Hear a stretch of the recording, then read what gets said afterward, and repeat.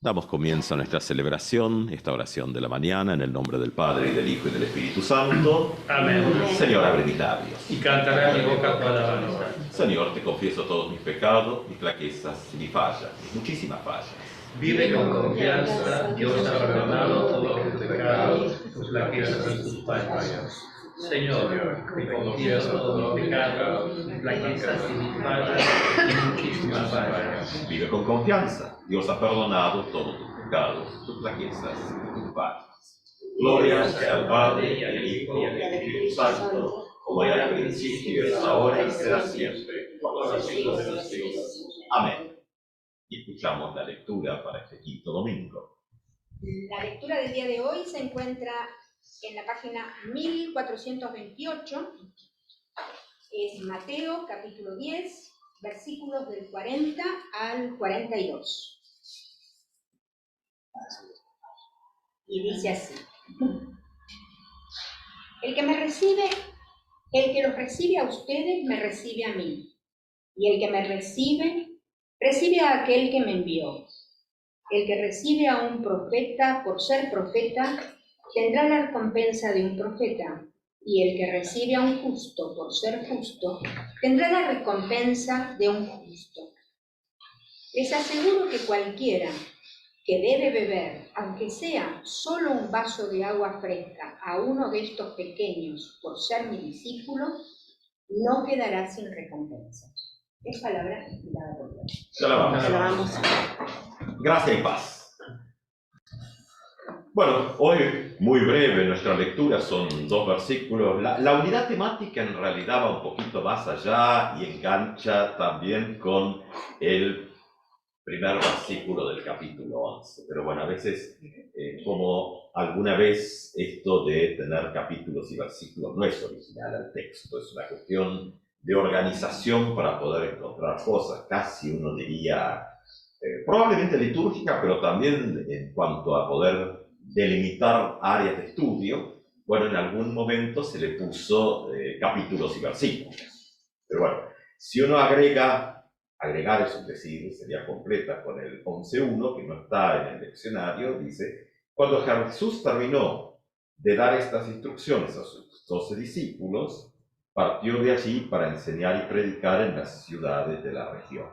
Ahí hay que ver el texto griego, es un poquito distinto a como lo toma aquí la traducción de Moratti, pero bueno, la idea es que aquí se cierra un bloque grande de todo el capítulo 10 con este cachito, que nos ubica que todo esto también ha ocurrido en lo que nosotros llamaríamos en las regiones de la parte del norte.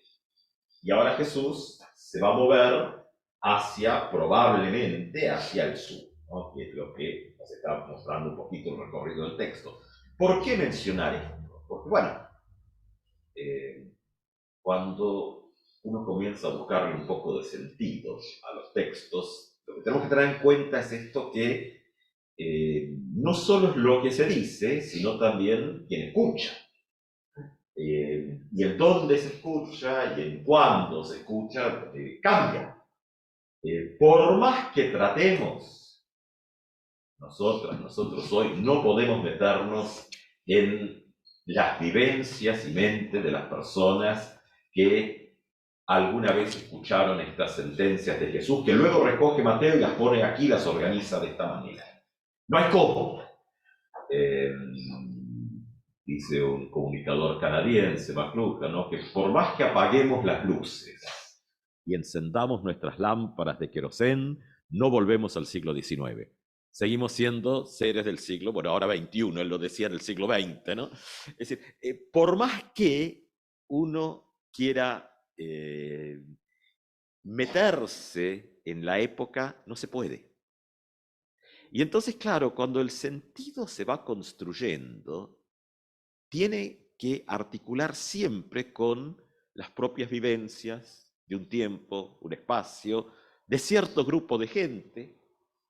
Entonces lo que buscamos en el texto, y aquí es donde es importante en esta lectura de todas estas sentencias de Jesús, no podemos buscar el sentido, sino que podemos ver cómo nuestro texto bíblico construye sentido. Y va a ser en cada momento, en cada época, en cada circunstancia, estos caminos generan cosas nuevas, renovadas. Por eso muchas veces nosotros decimos Antiguo Testamento, Nuevo Testamento, y uno dice, hay dos testamentos, hay uno viejo, uno nuevo. O sea, también son miradas, donde uno también tiene que hacerse la pregunta, decir, bueno, esto cuando lo decimos desde también cómo pensamos o cómo se nos enseñó.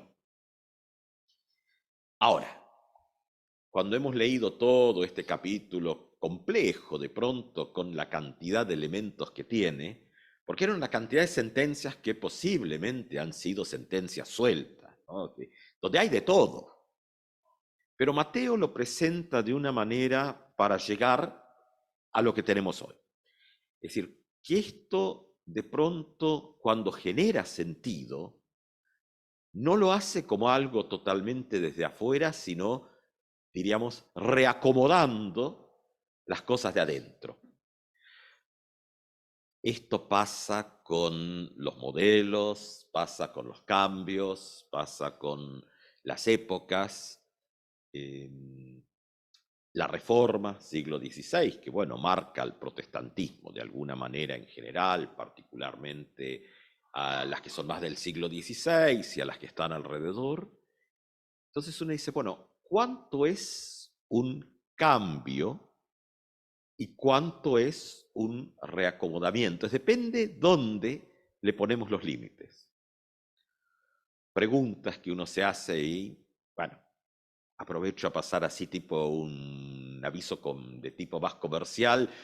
Mi área de investigación de estudio es justamente el cambio de paradigma en la IELU, entre el periodo post-Segunda Guerra hasta la democracia más o menos, es eso que hay en las actas. Entonces uno dice, sí, hay cambios, pero o sea, claro, el título de la tesis es el cambio de paradigma, pero en el fondo uno va a llegar a decir que puede haber cambio de paradigma o no según cómo se lo mire.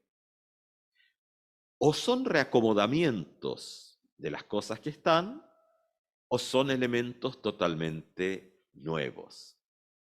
Uno se va a inclinar por lo segundo, inclusive porque el mismo Jesús lo que trae, aunque es una ruptura puntual en la época, el mismo Jesús dice que no ha venido a abolir la ley, sino darle pleno sentido, en fulfill, cumplimiento, como querramos usar esas traducciones. Pero, es decir, en esto hay una tensión entre lo que está y esto que es nuevo, que tal vez no es tan nuevo, sino en la búsqueda. Mucho de lo que vamos a encontrar en el Nuevo Testamento son vueltas a tiempos e interpretaciones a veces anteriores.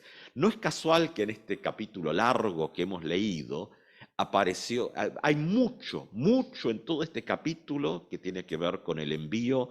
Y acá los versículos últimos ya no sabemos si habla a los 12 o habla a todos, todas, ¿no? Perdón, también, hay más libros para leer y más escritos, más pensadores que uno va construyendo, es lo que acabas de decir, claro, no va pensando más y va construyendo los sentidos. Se va construyendo sentido y se va y se viene, ¿no? En esto del circuito de construcción de sentido.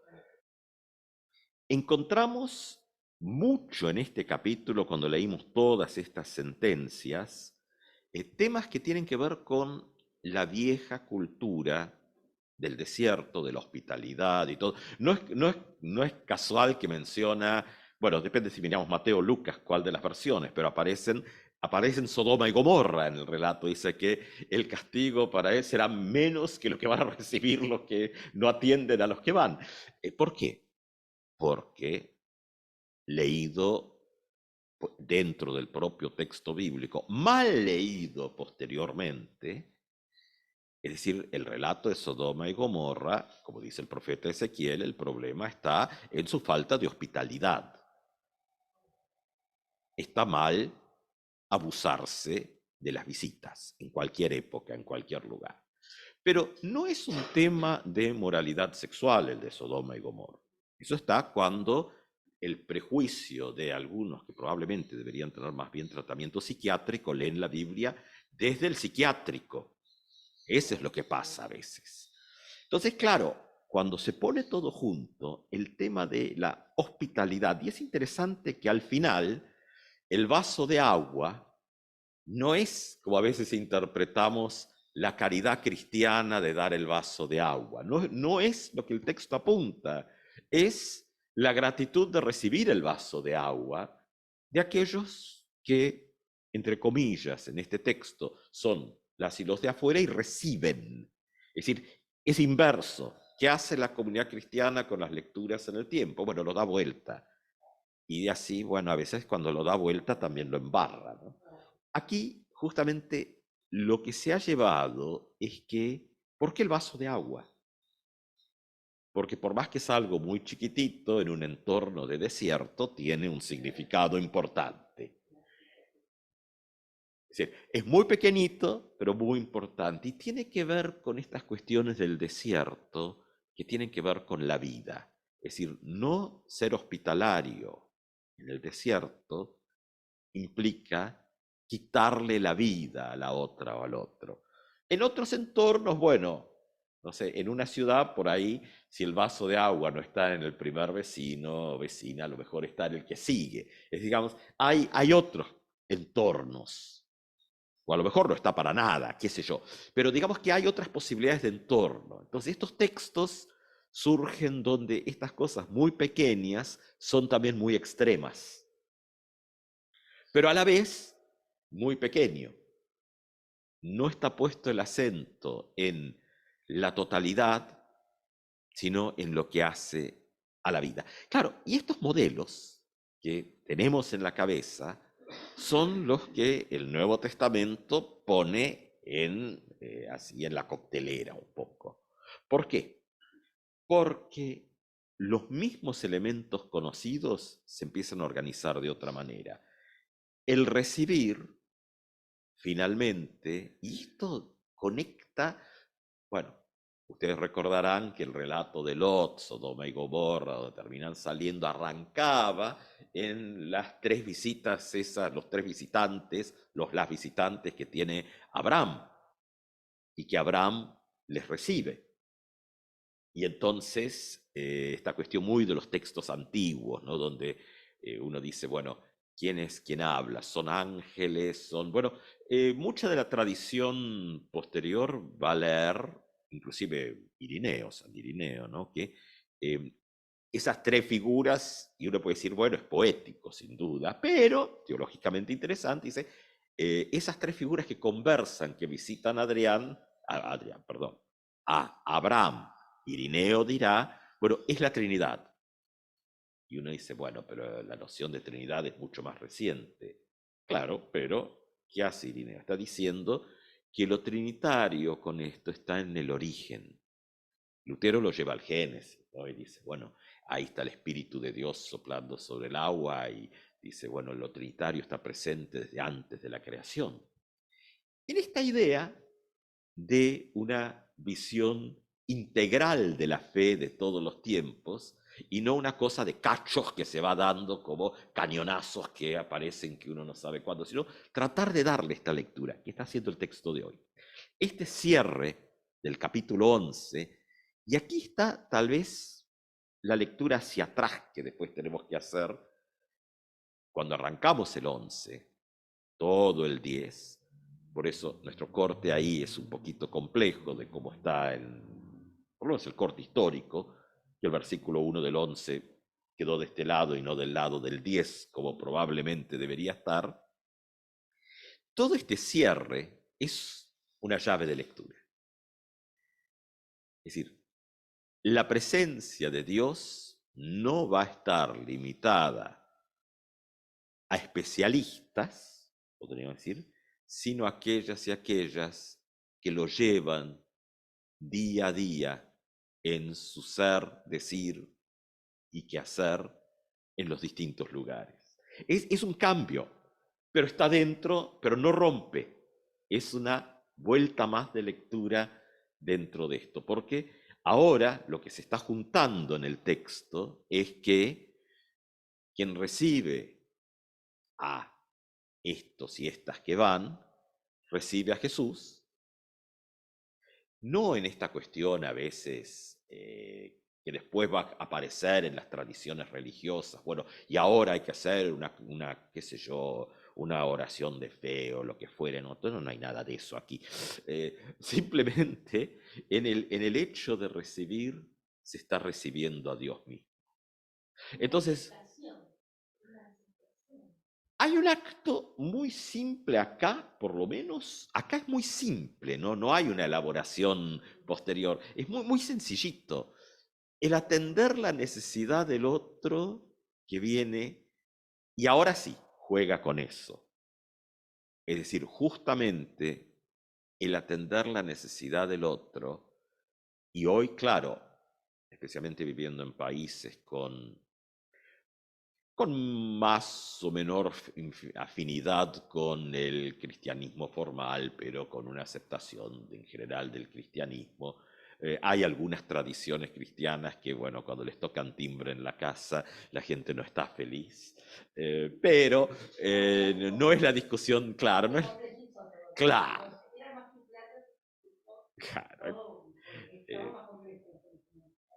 La ventaja de los que nunca atendemos el timbre es que ni nos enteramos, pero bueno, ese es el tema. Otros sí se enteran. Ahora, no pasa acá, ahora por ese eje, sino en que en la época, sí, ahora pensemos más en Mateo, Mateo está viviendo la época de las crisis. Entonces, este pequeño gesto se vuelve aún más importante. Y se coloca esta idea donde Mateo viene manejando mucho de esto, ya no hay que encontrar, ya no es tan necesario, digámoslo de esta manera, buscar a Dios en el lugar sagrado, sino en los vínculos entre las personas. Hay un movimiento ahí, pensemos que ahora leemos Mateo, que aunque no podemos meternos en el contexto y del contexto de la época cuando se habla, en realidad la mayoría de lo que se dice son puros inventos, pero sí hay algún dato histórico. En el año 70, Tito destruye el templo. 29 de agosto del 70, Tito destruye el templo de Jerusalén.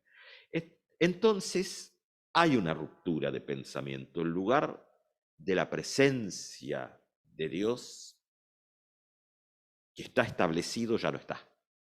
Entonces el Nuevo Testamento va a hacer mucho énfasis en esto de que la presencia de Dios va a estar en este encuentro de la comunidad en la palabra de Jesús.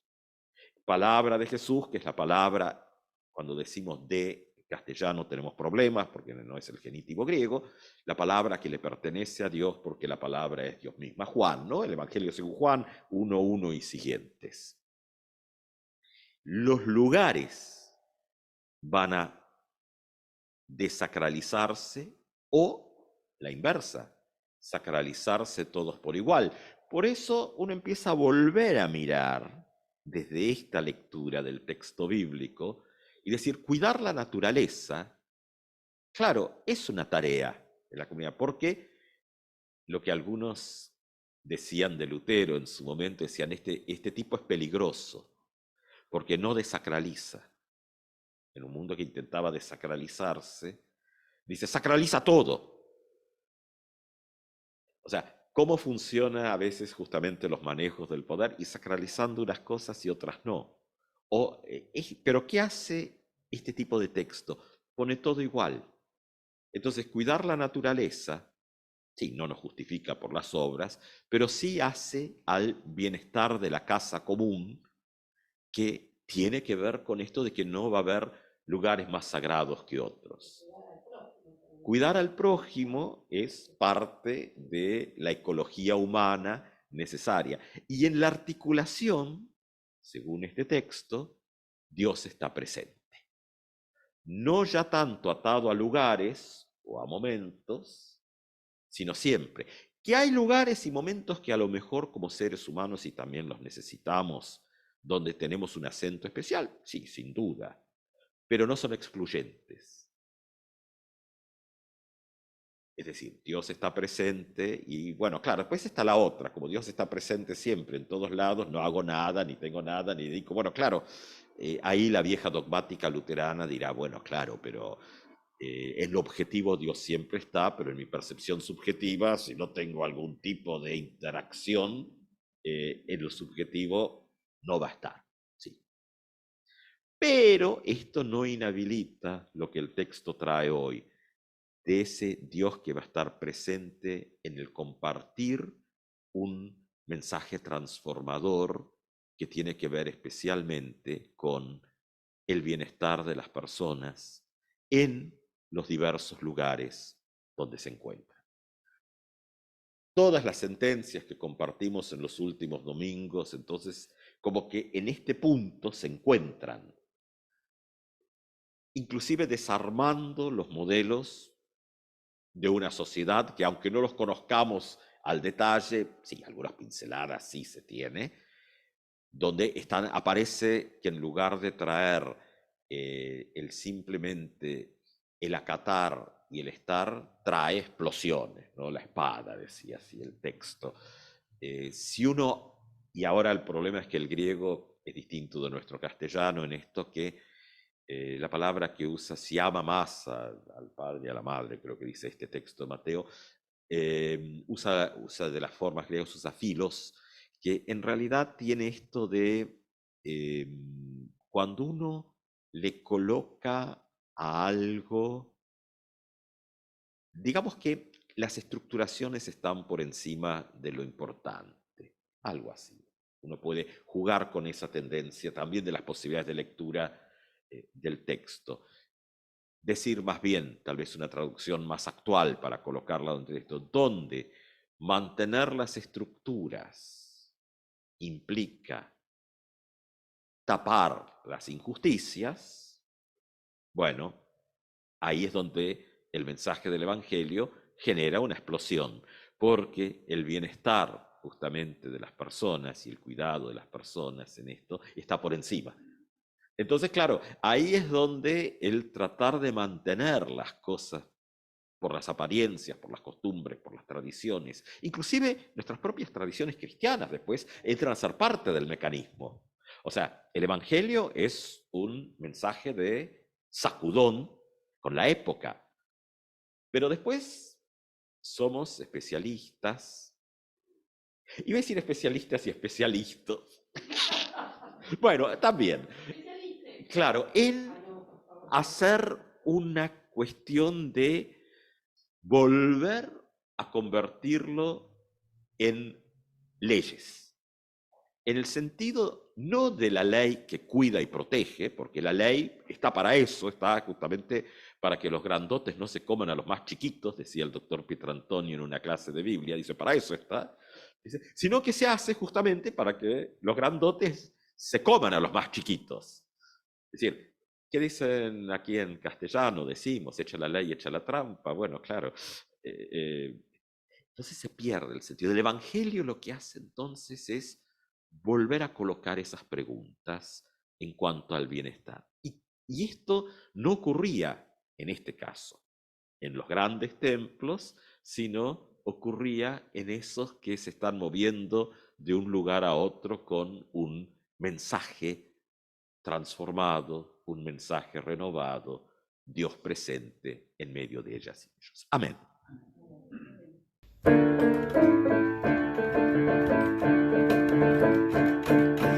El cielo canta alegría, aleluya, porque tu vida y la mía brilla en la gloria de Dios. Aleluya, aleluya, aleluya, aleluya. El cielo canta alegría, aleluya, porque tu vida y la mía las une en la amor de Dios. Aleluya, aleluya.